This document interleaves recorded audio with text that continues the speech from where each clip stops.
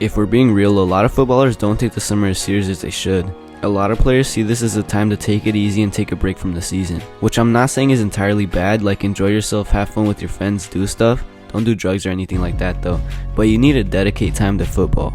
You know what, not even so much as time, but high effort into improving, so that when you're back for the season, you're 10 times better than before. By the end of this video, I'll show you how to make the most out of your summer trainings and essential habits you need to stay on track this summer. But you might be asking, how exactly do footballers waste their summer? Am I wasting it right now? Well, the reason most waste it is because they don't have a plan of action for the summer. Before you even start training, you need to ask yourself these questions. What are 3 attributes that would make me 2 times better player? When I ask you this question, you should be thinking of the 80-20 rule. And if you don't know what the 80-20 rule refers to, 20% of your efforts are going to result in 80% of your success. So really think, what would be the best bang for your buck attributes for you to hyper focus on this summer? Could it be your weak foot, stamina, maybe your 1v1 attacking? Think of something specific. Not something vague like dribbling, maybe close control dribbling, dribbling at high speeds, 1v1 dribbling. Really think. Now that you have your 3 attributes, you'll create a training regimen around these 3 and also include the rest of your fundamental skills like shooting, dribbling, passing, endurance, etc. to keep them all sharp as well. Another reason footballers and athletes in general waste their summer is because they have different priorities in the summer. In the summer you may be working a job, you might want to go out more, but you should be really scheduling your day out to make sure that you have time to play football every day. We already covered the 3 attributes focus, now let's talk more about how you can elevate your trainings. First, let's start with structured training and unstructured training. Structured training, think more of drills, cones, specific movements that you're trying to perfect. Unstructured training is more of small-sided games, wall passing, dribbling around barefoot. This is more testing your instinct and natural abilities. You will need both of these types of trainings to be successful, especially when it comes to small-sided games. When you play small-sided games, you're testing all of your abilities under pressure, putting them to the test. Also, let's talk about gym training. If you want to be an athlete, you want to be explosive, fast, athletic, all of that. So you should be training like an athlete. Don't waste your time on heavy compound movements, but instead focus on more lighter agility-based movements.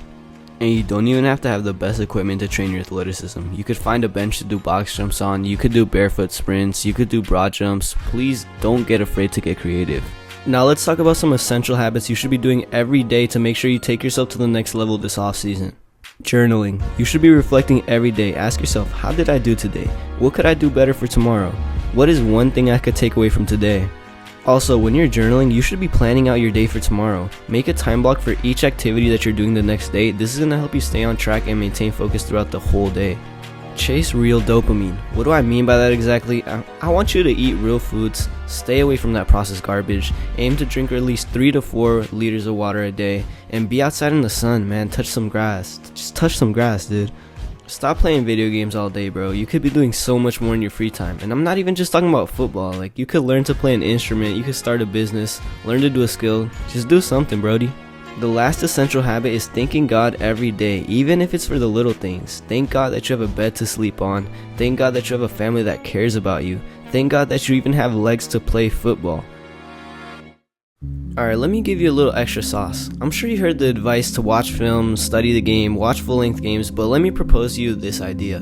How about instead of only watching full-length games, you also study one pro in your position deeply. Pick a player that represents you and your playstyle. Then watch how they move, receive the ball, dribble. Simply just watch them, and this is going to increase your game IQ and it's going to go through the roof. Because sure, you can watch full-length games and analyze each of the players, but when you study a player that closely resembles you, you pick up on way more things. But actually looking and implementing their actions each training session, this is going to make you psychologically play more like them and pick up on the little traits they possess that make them so deadly. Also, check out my courses and paid community link down below for additional help. Now let's recap why footballers waste their summer.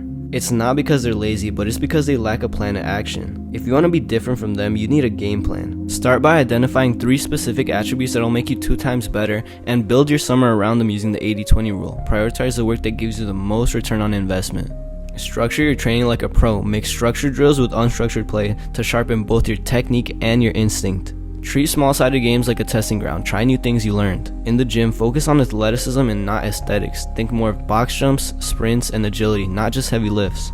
Your habits outside of training matter too. Make sure you journal daily, plan out your days, fuel your body with clean food and real dopamine. Try taking steps away from distractions and leveling up in every area of your life, not just football. And don't just watch the pros, but study players in your position that best relate with your style of play and copy their movements, their positioning, their tempo, until you become like them, but your own little version. And finally, stay grateful. Thank God for the small things. Gratitude changes your perspective on life and keeps you grounded. Okay, so what's the core takeaway? You don't need to have a perfect setup or an intense schedule, but you need focus and direction and the discipline to keep showing up. If you treat this summer like the opportunity it is, you're gonna walk into the next season a completely different player. If this video helped, maybe subscribe so you don't miss the next one, and comment down below what types of videos you want to see next. Okay, bye guys, I love you.